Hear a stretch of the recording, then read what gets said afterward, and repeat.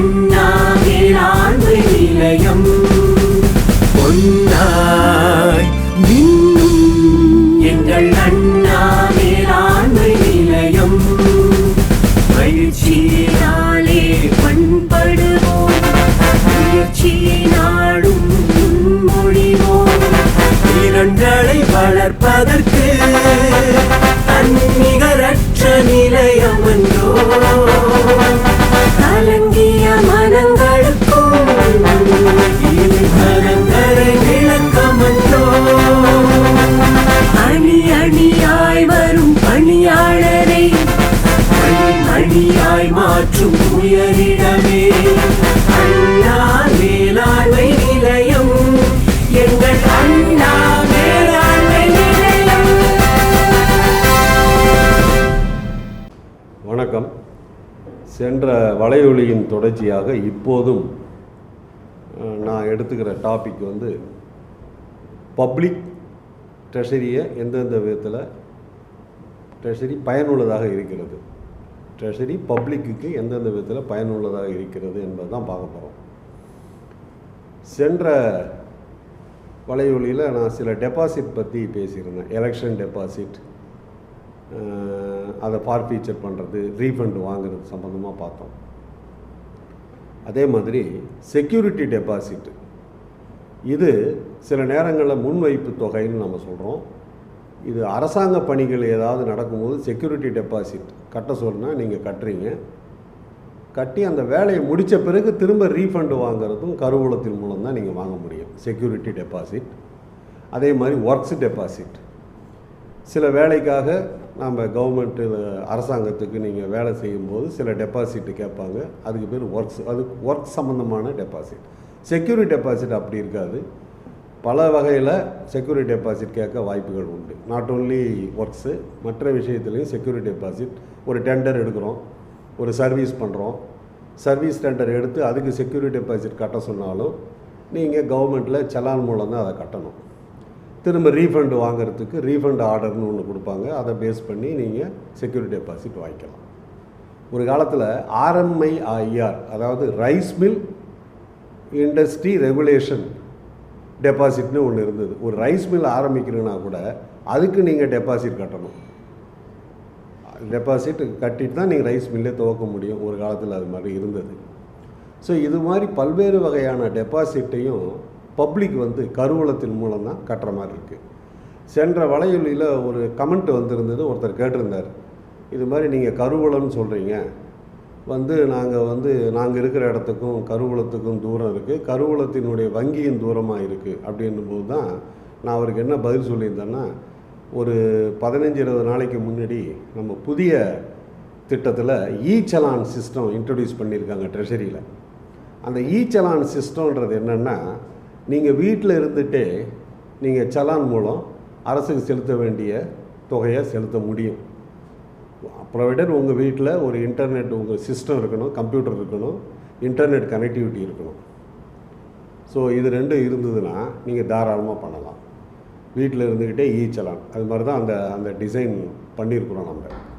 அதனால் சலான் மூலம் நீங்கள் அரசுக்கு வேண்டிய தொகையை செலுத்த முடியும், கருவூலத்துக்கு போகணும்னு அவசியம் இல்லை. ஒன்று. இப்போ அதே மாதிரி எல்லா டெபாசிட்டும் இப்போ அப்படி தான். இப்போ சலான் மூலன்றது மோடுன்னு சொல்லுவாங்க. முதல்ல மோடுனா என்ன அதை புரிஞ்சுக்கணும் நம்ம. மோடுன்னா 2 இருக்கணும்.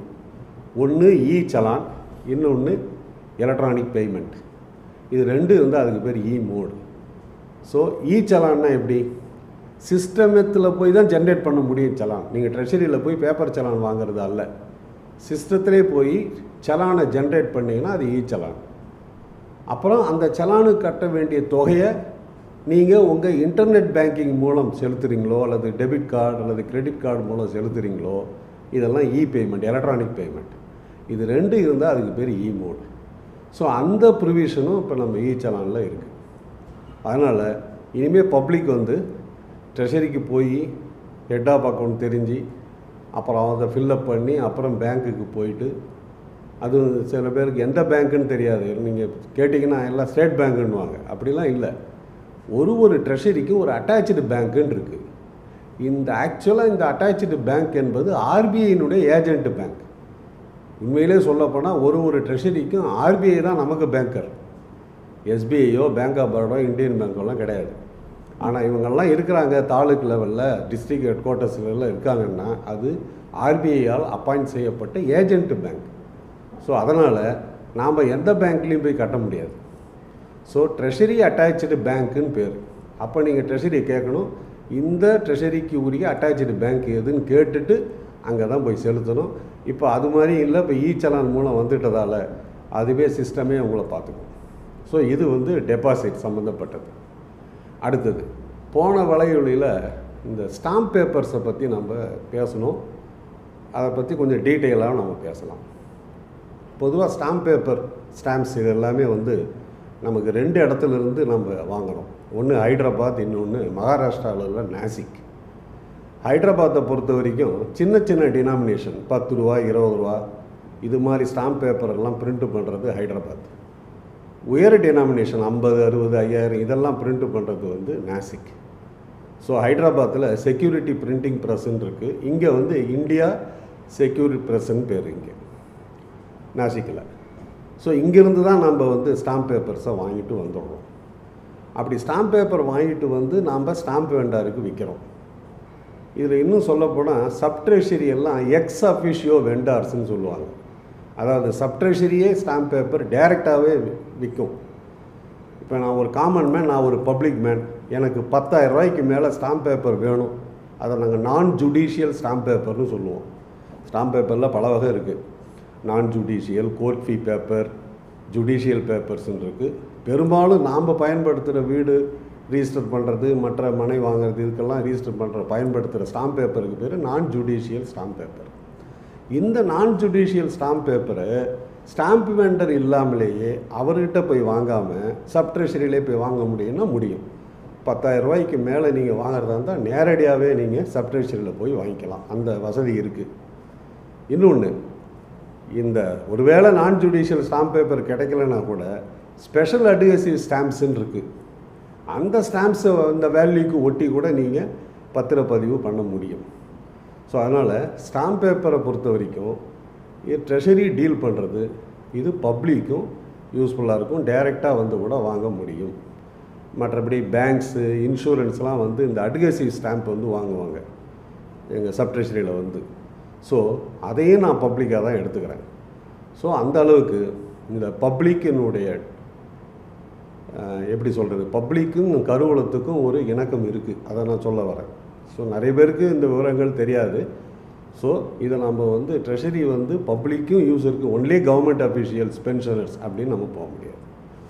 ரைட். அடுத்தது பென்ஷனர்ஸ் அப்படின்னாலே அரசு பணியிலிருந்து ஓய்வு பெற்றவர்கள், அவர்கள் பென்ஷனர்கள், ஓய்வூதியதாரர்கள்னு சொல்கிறோம். இப்போ நாம் பார்க்க போகிறது அரசு பணியிலிருந்து ஓய்வு பெற்ற ஓய்வூதியர்களை பற்றி அல்ல.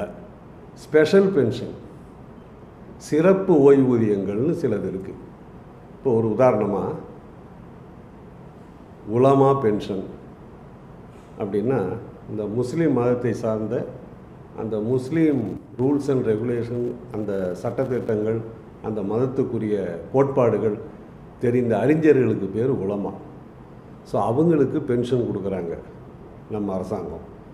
அதே மாதிரி மொழிப்போர் தியாகி, அடுத்தது அகவை முதிர்ந்த தமிழ் அறிஞர், அடுத்தது எல்லை பாதுகாக்கும் வீரர், அடுத்தது பழைய கிராம அலுவலர்கள், எக்ஸ் வில்லேஜ் ஆஃபீஸர்ஸ், அப்புறம் எக்ஸ் வில்லேஜ் அசிஸ்டன்ட்ஸ், உதவியாளர்கள்.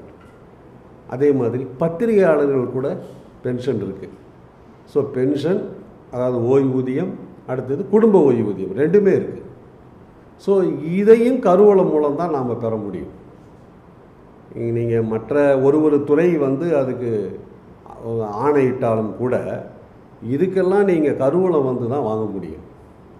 ஏன் உதாரணத்துக்கு ஓல்டு ஏஜ் பென்ஷன்னு சொல்கிற ரெவென்யூ டிபார்ட்மெண்ட்டு கூட என்ன பண்ணுறாங்க, யாருக்கு ஓல்டு ஏஜ் பென்ஷன் உண்டோ அவங்க லிஸ்ட்டெல்லாம் ரெடி பண்ணி அவங்க ஒரு ட்ரெஷரி கருவூல பட்டி, ட்ரெஷரி பில்லை தயாரித்து கருவூலத்தில் கொடுத்த பிறகு தான் கருவூலத்திலேருந்து தான் அந்த ஓல்டு ஏஜ் பென்ஷனே போகுது.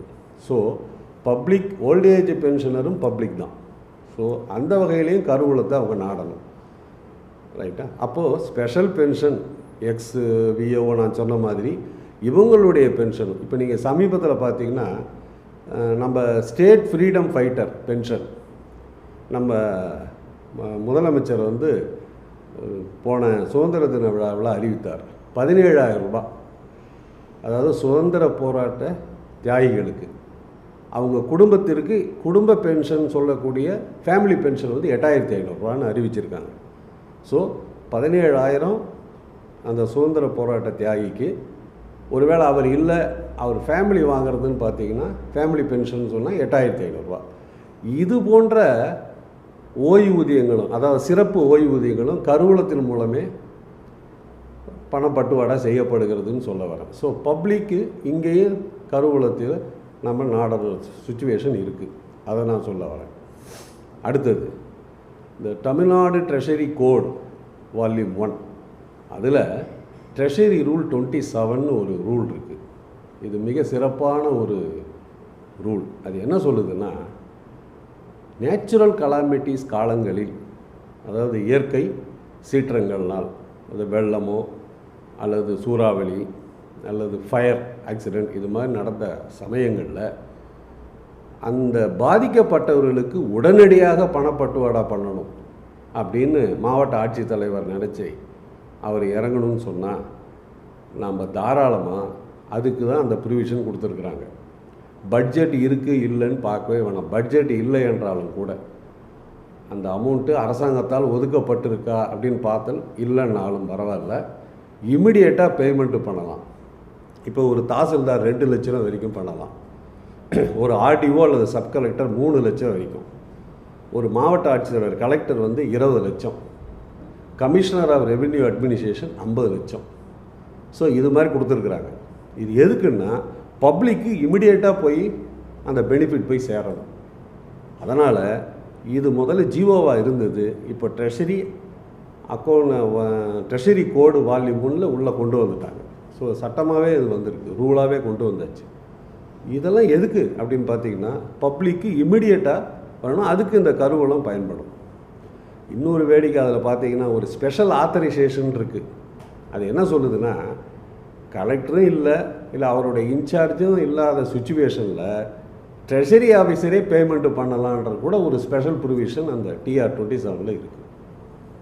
ஸோ பப்ளிக்கு நாம் முக்கியத்துவம் கொடுக்கறதால அதில் ட்ரெஷரியும் இன்வால்வ் ஆகிருக்கு. அதுதான் என்னுடைய கருத்து இதில் நான் சொல்கிறது. அடுத்த பாயிண்ட் பார்த்திங்கன்னா, பப்ளிக் இன்னும் ட்ரெஷரிக்கு எங்கே வராங்கன்னா ஒப்பியம்னு நீங்கள் கேள்விப்பட்டிருக்க நிறைய பேர் கேள்விப்பட்டிருக்க மாட்டீங்க. ஒப்பியம் என்பது அபினி செடியிலிருந்து எடுக்கப்படக்கூடிய ஒரு போதை மருந்து. இது பழக்கப்படுத்தி சில பேர் என்ன பண்ணுறாங்க, அது அடிக்ட் ஆகிடுவாங்க. பார்த்திங்கன்னா இந்த ஹார்டு ஒர்க்கர்ஸ் இருக்காங்க இல்லையா, மற்றபடி கடின உழைப்பாளிகள்லாம் இது பிரிட்டிஷ் காலத்திலேருந்து இருக்குது. என்ன பண்ணுறாங்க, இந்த மருந்தை இந்த ஒப்பியத்தை பயன்படுத்தி அவங்களுக்கு அந்த போதை வரும். அவங்க செய்கிற வேலை வந்து தெரியாது, அலுப்பு தெரியாதுன்றதால் அதை பயன்படுத்தி அதை அடிக்டாக மாறிட்டாங்க. இந்த ஒப்பியத்தையும் சேல் பண்ணுறது, விற்பனை பண்ணுறது நம்ம சப்ட்ரெஷரி. ஆனால் அதுக்குன்னு அது லைசன்ஸ் இருக்கணும். யாருக்கு அது தேவைப்படுதோ அவங்களுக்கு சில குறிப்பிட்ட அளவு அந்த லைசன்ஸில் இவ்வளோ அளவு தான் நீங்கள் வாங்க முடியும்னு சொல்லணும். ஸோ அது மாதிரி பப்ளிக்கில் ஒரு பிரிவினர் இந்த ஒப்பியம் வந்து சப்ட்ரெஷரியில் வந்து வாங்கிட்டு போவாங்க. அது என்ன அமௌண்ட்டுன்றதை தெரிஞ்சுக்கிட்டு போய் சலான் போட்டு கட்டி அந்த என்ன அமௌண்ட்டு சொல்கிறாங்களோ அந்த அமௌண்ட்டில் கட்டி இந்த ஒப்பியத்தை வாங்கிட்டு போகிறது இன்றமும் இருக்குது. ஸோ அதுவும் பப்ளிக்கில் ஒரு வகையை சார்ந்தது. ஸோ அங்கேயும் கருவூலம் வருகிறது. ஸோ இதன் தொடர்ச்சியை நம்ம அடுத்த வலையொலியில் பார்க்கலாம். நன்றி, வணக்கம்.